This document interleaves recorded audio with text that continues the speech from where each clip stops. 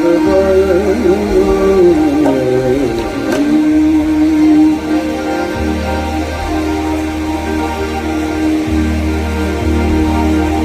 ڈولی گیت ہے، جیسا کہ میں نے عرض کیا تھا کہ جناب مکی میاں صاحب کی شادی کے موقع پر بیگم نوربانو صاحبہ کے لیے نواب رضا علی خان صاحب نے اس کو لکھا تھا، اور بہت ہی خوبصورت بندش۔ اس کے بعد میں آپ سے اجازت چاہوں گا۔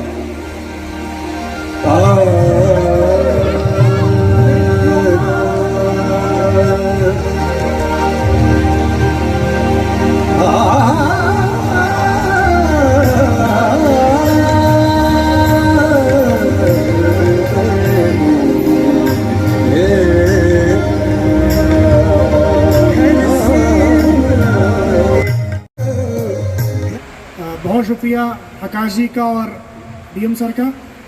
میں یہ داستان جو کہ اوریجنلی 1 گھنٹے 15 پوری زندگی میں صرف ایک محبت ہے اور صرف ایک نفرت۔ محبت اسے صرف اپنی ماں سے ہے، اور نفرت صرف اپنے باپ سے، اس باپ سے جس نے ساحر کا نام پیار اور محبت کے نیک جذبے کے تحت نہیں بلکہ اپنے ایک دشمن پڑوسی میاں عبدالحی کو گالیاں بکنے کے لیے عبدالحی رکھ دیا۔ تو ساحر کا باپ ہر شام اپنی حویلی کے باہر بیٹھ کر اپنے ملنے والوں اور اپنے کسانوں کے بیچ عبدالحی کو گندی گندی گالیاں بکتا، اور جب ساحر کا پڑوسی لوگوں سے شکایت کرتا تو ساحر کا باپ کہتا بھائی میں تو اپنے نالائق بیٹے کو گالیاں دیتا ہوں۔ غرض یہ کہ ساحر کو اپنے باپ سے محبت کے بجائے صرف گالیاں ملی، مگر یہ گالیاں بھی ساحر کی اپنے باپ سے بے پناہ نفرت کی وجہ نہیں تھی۔ ساحر کی اپنے باپ سے بے پناہ نفرت کی وجہ تھی ان کی اپنی ماں سے بے پناہ محبت، اس ماں سے جو ساحر ہی کی خاطر زندگی بھر ایک بیوہ سہاگن یا سہاگن بیوہ بنی رہی۔ باقی جتنی محبتیں ساحر کے نام سے وابستہ ہیں وہ دراصل ساحر کے وجود کے ان کونوں خدروں کو پر کرنے کے بہانے ہیں جو بہت پہلے خالی ہو گئے تھے۔ تو دنیا نے تجربات و حوادث کی شکل میں جو کچھ مجھے دیا ہے وہ لوٹا رہا ہوں میں۔ ہم غمزدہ ہیں، لائیں کہاں سے خوشی کے گیت، دیں گے وہی جو پائیں گے اس زندگی سے ہم۔ ساحر کے باپ کا نام چودھری فضل محمد تھا۔ چودھری فضل محمد بڑے جاگیردار تھے۔ ان کی کئی بیویاں تھیں اور انہی میں سے ایک تھی ساحر کی ماں سردار بیگم۔ شوہر کے ظلم و ستم اور عیاشی سے تنگ آ کر انہوں نے ایک دن اپنے نابالغ بیٹے ساحر کے ساتھ اپنے شوہر کا گھر ہمیشہ ہمیشہ کے لیے چھوڑ دیا، اور پھر سال ہا سال تنگحالی کی زندگی بسر کرتی رہیں، ساحر کی پرورش کے لیے جد و جہد کرتی رہیں۔ ساحر کے باپ کی بیویاں تو کئی تھی مگر اولاد صرف ایک تھی، ساحر، اور اسی لیے سامنتی ذہنیت والا باپ ساحر کو اپنے سارے خاندان کا اکیلا چشم و چراغ اور اپنی ساری جاگیرداری کا اکیلا وارث سمجھتا تھا، اور اسی لیے ساحر پر قبضہ کرنے کے لیے اس نے ہر ممکن ہتھ کنڈا اپنایا۔ عدالت تک پہنچ گیا، مگر عدالت میں ساحر نے باپ کو ٹھوکر مارتے ہوئے ماں کو چنا، اور اسی لیے فیصلہ بھی ماں کے حق میں ہوا۔ لیکن اس سے ساحر کا باپ بری طرح جھلا گیا۔ اس نے ساحر کی ماں کو کھلے عام دھمکی دے دی، بیٹے کو میرے حوالے کر دو ورنہ اس کا قتل ہو جائے گا۔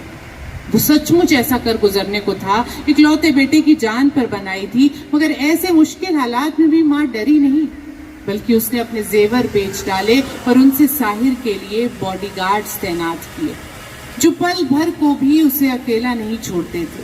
مگر اس طرح باپ کے لیے شدید نفرت کے ساتھ ساتھ ساحر کے من میں ایک عجیب و غریب قسم کا خوف بھی پنپتا رہا۔ نتیجتاً اس میں مختلف قسم کی ذہنی الجھنیں پیدا ہو گئیں، اور صرف زندگی جینے، زندگی بسر کرنے کے لیے اسے اپنے اندر باہر بے شمار لڑائیاں لڑنی پڑی۔ شاید یہی وہ جد و جہد تھی جس نے ساحر کو ایک عام طالب علم سے ایک دم ساحر بنا دیا۔ اور اس کے ذہن و دل کی ساری تلخیاں شیروں کا لباس پہن کر باہر نکل پڑی. ابھی نہ چھیڑ محبت کے گیت اے مطرب، ابھی نہ چھیڑ محبت کے گیت اے مطرب، ابھی حیات کا ماحول خوشگوار نہیں. ساحر عبدالحی سے ساحر لدھیانوی کیسے بنے، اس کا قصہ انہوں نے خود بیان کیا ہے. تو 1937 میں جب میں ہائی اسکول کا طالب علم تھا تو امتحان دینے کے بعد اور امتحانوں کا نتیجہ نکلنے سے پہلے میں بالکل فری تھا، اور اسی زمانے میں میں نے پہلا شعر کہا. چونکہ اس زمانے میں شاعروں کے لیے کوئی نہ کوئی تخلص پین نیم رکھنا ضروری ہوتا تھا، لہٰذا میں بھی اپنے لیے کسی صحیح لفظ کی تلاش میں جٹ گیا. اور انہی دنوں اقبال کا یہ شعر میری نظر سے گزرا کہ اس چمن میں ہوں گے پیدا بلبلے شیراز بھی، سینکڑوں ساحر بھی ہوں گے صاحب اعجاز بھی. تو مجھے اپنے لیے ساحر لفظ بالکل ٹھیک معلوم ہوا، کیونکہ میں بھی اپنے آپ کو سینکڑوں میں سے ایک سمجھتا تھا. ساحر جب نوجوانی میں قدم رکھا اور کالج پہنچے تو اپنے بغاوتی مزاج، اپنی انقلابی نظموں، اپنی سیاسی سرگرمیوں اور ان سب سے اوپر اپنے بدنام اور ناکام معاشقوں کی وجہ سے کالج سے نکال دیے گئے. کالج سے نکالے جانے کے اس واقعے کو ساحر خود سناتے ہیں. گورنمنٹ کالج لدھیانہ اور دیال سنگھ کالج لاہور، میں دونوں کا نکالا ہوا ہوں، مگر اب ان دونوں کالجوں کو فخر ہے کہ میں کبھی وہاں پڑھتا رہا ہوں، اور اس حادثے کا کہ میں کبھی وہاں سے نکالا گیا تھا یقیناً اب انہیں صدمہ ہے. لیکن ہم ان فضاؤں کے پالے ہوئے تو ہیں، وہ یہاں نہیں پر یہاں کے نکالے ہوئے تو ہیں. تو 1944 میں ساحر لدھیانوی کی شاعری کا پہلا مجموعہ چھپا، تلخیاں، اور اس کتاب کی سب سے مشہور نظم تھی تاج محل. تو تلخیاں چھپنے کے بعد ساحر کے سامنے مشاعروں کا انبار لگ گیا، اور وہ جس مشاعرے میں بھی جا پہنچتے وہاں ان سے اس نظم کی تاج محل کی فرمائش ضرور کی جاتی. اور خونخوار سے خونخوار سامعین بھی جو بڑے بڑے استادوں کا پانی اتار دیتے تھے، اپنی ہوٹنگ سے سب کا دل دہلا دیتے تھے، وہ بھی ساحر کی یہ نظم شروع ہونے پر کسی بچے کی طرح چپ چاپ منہ پر انگلی رکھ کر بیٹھ جاتے تھے. اب ایسے ایک مشاعرے کا حال ساحر کے ہمدم اے حمید کی زبانی سنیے. تو پنجاب یونیورسٹی کے سینٹ ہال میں محفل مشاعرہ تھی، اور شاعروں کی ایک بڑی تعداد اس مشاعرے میں موجود تھی، جس میں استاد شاعر بھی تھے اور نووارد نئے شعراء بھی. تو سب سے پہلے ناظم نے ایک نوجوان شاعر کو آواز لگائی. اس نے ابھی ایک ہی شعر پڑھا تھا کہ ایسا ہوٹ ہوا کہ واپس چلا گیا. اس کے بعد دوسرے، تیسرے، چوتھے اور پانچویں شاعر کے ساتھ بھی یہی سلوک ہوا. اب ناظم گھبرایا اور اس نے آخری تدبیر کے طور پر ایک نوجوان شاعر کا نام پکارا تو ہال تالیوں کی گڑگڑاہٹ سے گونج گیا. نوجوان شاعر مائک پر آیا اور ہال میں آوازیں بلند ہوئی، تاج محل، تاج محل، تاج محل، تاج محل. شاعر نے نظم پڑھنا شروع کیا. تاج تیرے لیے ایک مظہر الفت ہی سہی، تجھ کو اس وادی رنگی سے عقیدت ہی سہی، میری محبوب کہیں اور ملا کر مجھ سے. انگنت لوگوں نے دنیا میں محبت کی ہے، کون کہتا ہے کہ صادق نہ تھے جذبے ان کے، مگر ان کے لیے تشہیر کا سامان نہیں، کیونکہ وہ لوگ بھی اپنی ہی طرح مفلس تھے. ساحر کی یہ نظم سب لوگ دم ساد کر سن رہے تھے، گویا ایک ایک مصرے کو روح میں اتار رہے ہیں. ہال میں سناٹا طاری ہو گیا تھا. یہ شاعر تحت میں پڑھ رہا تھا اور اب وہ نظم کے آخری حصے پر پہنچا. یہ چمنزار، یہ جمنا کا کنارہ، یہ محل، یہ منقش در و دیوار، یہ محراب، یہ تاج، ایک شہنشاہ نے دولت کا سہارا لے کر ہم غریبوں کی محبت کا اڑایا ہے مذاق. نظم ختم ہوئی تو ہال میں تالیاں ہی تالیاں تھیں. ایک اور کی صدائیں ایسی بلند ہوئی کہ اس نوجوان شاعر کو نہ چاہتے ہوئے بھی اپنی تازہ غزل سنانی پڑی. یہ نوجوان شاعر کوئی اور نہیں بلکہ لدھیانے کا ساحر تھا. یہ جس مشاعرے میں بھی جا پہنچتا وہاں بڑے بڑے استادوں کا چراغ ٹمٹمانے لگتا. اور اس کی اس نظم کی شہرت کی وجہ یہ تھی کہ اس نے تاج محل کو جسے گزشتہ کئی صدیوں تک محبت کا سمبل سمجھا جاتا رہا، اس پر پڑی روایتی سوچ کی چادر اتار کر پھینک دی تھی اور اسے ایک نئے پرجوش اور باغیانہ انداز کے ساتھ پیش کیا تھا. تو جب ادب میں ساحر کا ڈنکا بج گیا تو ساحر پہنچے بمبئی فلموں میں گیت لکھنے کے لیے قسمت آزمانے. مگر بمبئی کی فضا آپ سب جانتے ہیں کہ نئے لوگوں کے لیے اتنی خوشگوار نہیں. تو ساحر نے بہت جدوجہد کی مگر کہیں بات ہی نہ بنتی تھی. ہر آدمی جس کے پاس ساحر جاتے انہیں نئے طرح سے ذلیل کر رہا تھا. تو ایک بار ساحر لدھیانوی پہنچ گئے شاہد لطیف کے پاس. عصمت چغتائی کے شوہر شاہد لطیف سے جب ساحر نے کام مانگا تو شاہد لطیف نے فرمایا کہ ساحر اگر تمہاری مالی حالت اچھی نہیں تو تم بے خوف ہو کر ہر دن میرے یہاں 2 وقت کی روٹی کھا سکتے ہو مگر فلموں میں گیت لکھنا تمہارے بس کی بات نہیں. ساحر کو یہ بات بہت بری لگی مگر وہ اپنی جدوجہد جاری رکھے رہے اور ایک دن پھر بات بن گئی. ستم کا دور ختم ہوا. ساحر کی ریاضت رنگ لے آئی. ساحر کو پہلی فلم ملی نوجوان ایس ٹی برمن کے ساتھ. گانے ہٹ ہوئے. دوسری فلم ملی بازی اور اس بار تو گانے سپر ہٹ ہوئے اور اس کے بعد ساحر کی گاڑی چل نکلی بلکہ یوں کہیں دوڑنے لگی. کام پر کام، گانے پر گانے، فلم در فلم ساحر پختہ ہوتے گئے اور پھر آئی دی آئیکونک پیاسا. یہ محلوں، یہ تختوں، یہ تاجوں کی دنیا، یہ انسان کے دشمن سماجوں کی دنیا، یہ دولت کے بھوکے رواجوں کی دنیا. یہ دنیا اگر مل بھی جائے تو کیا ہے؟ یہ دنیا جہاں آدمی کچھ نہیں ہے، وفا کچھ نہیں، دوستی کچھ نہیں ہے، جہاں پیار کی قدر ہی کچھ نہیں ہے. یہ دنیا اگر مل بھی جائے تو کیا ہے؟ پیاسا کے بعد ہر زبان پر ساحر ہی ساحر تھے. اپنی فلم میں ہر کوئی انہیں ہی لینا چاہتا تھا. وہ سکسیس کا فارمولا بن گئے تھے. ساحر نے ایک بات جو گیتوں میں بھی نہیں چھوڑی وہ تھی ان کی تلخی، ان کے تیور. ساحر کی فلموں میں گیت لکھنے کی اپنی کچھ بڑی دلچسپ شرطیں ہوا کرتی تھی. فلم کا ایک گانا لکھواؤ یا سارے گانے؟ پیمنٹ ساحر پوری فلم کے حساب سے لیتے تھے. تمام نامی گرامی سنگیت کاروں سے 1 روپیہ زیادہ لیتے تھے. شاعر اگر اپنی دھن میں ہوں، جو وہ زیادہ تر وقت رہتے ہی تھے، تو وہ دھن پر گیت نہیں لکھتے تھے. سنگیت کار کو ان کے کلام کو ہی دھن میں سجانا پڑتا تھا. سنگیت کار کو دھن بنانے ان کے گھر یا اسٹوڈیو جانا پڑتا تھا. وہ خود سنگیت کار کے گھر نہیں جاتا. شاعر فلم دنیا کے پہلے اور آخری گیت کار ہیں جنہیں اپنی فلموں کے لیے سنگیت کار چننے کی آزادی تھی، ورنہ ان کے پہلے اور ان کے بعد میں آج تک میوزک ڈائریکٹر ہی گیت کار کو چنتا ہے. اسی بات پر ایک قصہ سنیے. تو 1958 کی بات ہے. فلم تھی پھر صبح ہوگی. یہ فلم دوستویسکی کے اپنیاس کرائم اینڈ پنشمنٹ پر بیس تھی. گیت ساحر لکھ رہے تھے اور سنگیت کار کے طور پر راج کپور نے شنکر جے کشن کو چنا تھا، جو اس سمے کے بڑے سنگیت کاروں میں سے ایک تھے اور راج کپور کے فیوریٹ بھی. مگر جناب ساحر لدھیانوی اڑ گئے. ایک عجیب و غریب شرط لگا دی کہ فلم میں میوزک وہی دے گا جس میں یہ ناول نہ صرف پڑھا ہو بلکہ سمجھا بھی ہو، اور اگر ایسا نہیں ہوا تو وہ گیت نہیں لکھیں گے.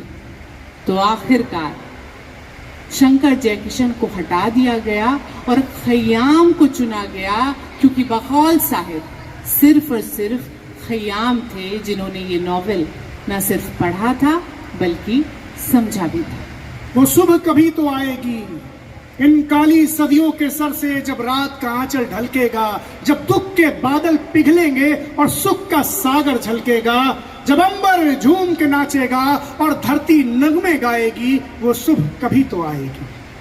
مگر جناب ساحر جیسے جیسے آگے بڑھ رہے تھے ان کی نفسیاتی الجھنیں بڑھتی جا رہی تھی. وہ آگے بڑھ رہے تھے اور ساتھ ہی ان کی بدمزاجی اور گھمنڈ کے قصے بھی عام ہو رہے تھے. تو ساحر ان کے بارے میں مشہور یہ تھا کہ وہ اپنی بے قدری کرنے والوں سے بدلہ چکانے کے لیے بھی مشہور تھے. مثلاً فلمی دنیا کی ایک بہت بڑی پارٹی میں کسی بہت بڑے میوزک ڈائریکٹر نے اور ڈائریکٹر نے شاعر کی موجودگی میں لتا منگیشکر کو خوش کرنے کے لیے کہہ دیا کہ ظاہر تمہیں اپنے گیتوں پر بڑا گمان ہے، تمہارے گانوں سے اگر لتا منگیشکر کی آواز نکال دی جائے تمہارے گیت بے جان ہیں. شاعر کو آگے آتاؤ فوراً علل اعلان یہ کہا کہ آئندہ وہ کسی ایسی فلم میں کام نہیں کریں گے جس کا کوئی بھی گانا لتا منگیشکر گا رہی ہو. اسی طرح ایک بار ساحر کسی فلمی पार्टी में थे और वहां उनकी टक्कर किसी और के कहने पर एसडी बर्मन से इस वजह से हो गई तो किसी ने यह फरमाया था कि प्यासा की कामयाबी में बर्मंदा का हाथ ज्यादा है। तो तय साहिर ने यह किया कि आइंदा वो कभी बर्मन दादा के साथ काम नहीं करेंगे और उन्होंने ऐसा ही किया। मगर साहिर की ये जो बदमिजाजी थी, इसके किस्से इतने मशहूर हो रहे थे कि साहिर एक चलता फिरता विरोधाभास बन गए थे। कभी वो बहुत अच्छे नजर आते थे तो कभी बहुत बुरे, और ये सब कुछ साहिर होने की विडंबना ये थी कि वो ये सब कुछ एक साथ थे। साहिर की जिंदगी ये साबित करती है, सारी दिखती भले होती नहीं, वो बहुत पेचीदा होती है। इंसान की शख्सियत में गहरी खाइयां होती हैं। एक शायर जिंदगी भर इन खाइयों में उठता गिरता है, इन्हें दिलेरी से पार करता है, तब कुछ अच्छी नज़में कहता है। साहिर पेचीदगी का पुलिंदा थे, बहुत अच्छे भी थे, बहुत बुरे भी। साहिर फरिश्ता नहीं थे, इंसान थे, और इंसान को इंसान होने के लिए हमेशा माफ कर देना चाहिए। और आखिर में साहिर की जिंदगी के आखिरी दिन का किस्सा। तो जो लाखों लोग साहिर के सुरूर में रहे हैं, उन्हीं में से एक है जावेद अख्तर। साहिर के बहुत करीबी, उनका मिजाज भी साहिर की तरह है, बागियाना। तो ये उन दिनों की बात है जब जावेद स्ट्रगल कर रहे थे। एक दिन वो साहिर के घर पहुंचे तो साहिर ने बड़ी नरमी से उनसे कहा, नौजवान, ड्रेसिंग टेबल पर 200 रुपये रखे हैं, रख लो, जब हो तब वापस कर देना। 200 रुपये उस जमाने में बहुत बड़ी रकम थी। 100 रुपए का नोट तुड़वाने तो लोग बैंक या पेट्रोल पंप जाते थे, मगर जावेद ने रुपए कुछ यूं लिए जैसे साहिर पे एहसान कर रहे हैं। रख लेता हूं, वापस नहीं करूंगा। और उसके बाद उनकी मुलाकात सलीम खान से हुई और फिर तो उन्होंने बहुत पैसे कमाए, मगर साहिर के वो 200 रुपए कभी वापस नहीं किए। वो जब भी साहिर से मिलते तो उन्हें छेड़ते हुए कहते, आपके वो 200 रुपये मेरे पास हैं, अब मैं वापस कर सकता हूं, मगर करूंगा नहीं। साहिर भी साहिराना अंदाज में जवाब देते, वो तो बेटा मैं तुमसे निकलवा ही लूंगा। और ये खट्टी मीठी नोकझोंक उन दोनों में हमेशा चलती रही, मगर उनकी दोस्ती भी बदस्तूर कायम रही। ऐसे ही साहिर के एक और दोस्त थे, डॉक्टर कपूर। खुद दिल के मरीज थे, मगर साहिर के डॉक्टर थे। साहिर अक्सर उन्हें छेड़ते हुए कहते, क्यों भाई डॉक्टर, मैं तुझे देखने आऊं या तुझे दिखाने आऊं? 25 अक्टूबर 1980 की शाम भी यही हुआ। साहिर को खबर मिली थी कि डॉक्टर कपूर की तबीयत कुछ ठीक नहीं है। साहिर उन्हें देखने के लिए उनके घर गए। डॉक्टर कपूर का दिल बहलाने की खातिर उन्होंने ताश मंगवाई और उन्हीं के बेड पर, उन्हीं के बिस्तर पर बैठकर पत्ते बांटने लग गए। पत्ते बांटते बांटते डॉक्टर कपूर को ऐसा लगा जैसे साहिर का चेहरा कुछ सख्त होता जा रहा है। उन्होंने पुकारा, साहिर, साहिर, साहिर, मगर साहिर बिस्तर पर लुढ़क गए। डॉक्टर कपूर ने साहिर के दिल को बहाल करने की बहुत कोशिश की, मगर साहिर जा चुके थे। मरते मरते उनके आखिरी अल्फाज थे, चेहरे पे चेचक के 1000 दाग सही डॉक्टर कपूर, जिंदगी खूबसूरत है, मैं मरना नहीं चाहता। मगर सच यही था कि साहिर मर चुके थे। उनकी लाश को उनके घर लाया गया। जावेद अख्तर को खबर की गई, वो दौड़ते हुए आए, सबसे पहले वहां पहुंचे। उनकी लाश के करीब बैठकर रोते रहे। रात बहुत हो गई थी। जब सुबह हुई तो लोगों को खबर करना शुरू किया और अब लोगों का हुजूम साहिर के घर आना शुरू हुआ।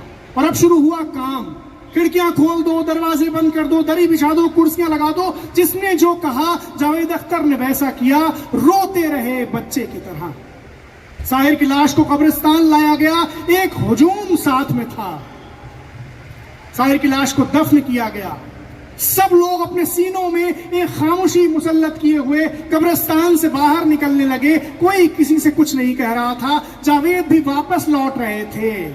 आंखों में आंसू लिए और लब पर खामोशी लिए कि पीछे से अशफाक दौड़ते हुए आए और जावेद अख्तर से कहा, जावेद कुछ रुपए हैं? मैं सुबह जल्दी जल्दी दौड़ता हुआ आया, बटुआ रखना भूल गया, वो कब्र खोदने वाले को देने हैं। जावेद ने पूछा, कितने रुपए? अशफाक ने कहा, 200 रुपए। तड़प गए जावेद, अपनी जेब से 200 रुपए निकालकर अशफाक के हाथ में रखे और फपक कर रो पड़े। साहिर साहब, मर के निकलवा लिया आपने 200 रुपए। कल और आएंगे नगमों की खिलती कलियां चुनने वाले, मुझसे बेहतर कहने वाले, तुमसे बेहतर सुनने वाले। कल कोई मुझको याद करे, क्यों कोई मुझको याद करे, मसरूफ जमाना मेरे लिए क्यों वक्त अपना बर्बाद करे। मैं पल दो पल का शायर हूं, पल दो पल मेरी कहानी है, पल दो पल मेरी हस्ती है, पल दो पल मेरी जवानी है। मैं पल दो पल का शायर हूं, मैं पल दो पल का शायर हूं। शुक्रिया हाजी। 10:27 हुआ है, इसके लिए तालियां बजनी चाहिए कि एक सम्मान के और तालियों के हकदार हैं ये, इतनी अमेजिंग परफॉर्मेंस जो दी है। तो जरूरत है दोस्तों तालियां बजाने की। यस या नो? बजा दो फिर तालियां एक बार। आदरणीय मोदी जी के आशीर्वाद से विश्व पटल पर चमकाई और आप सबके प्यार ने और आपके आशीर्वाद ने इसके लिए एक कदम और आगे बढ़ाया है।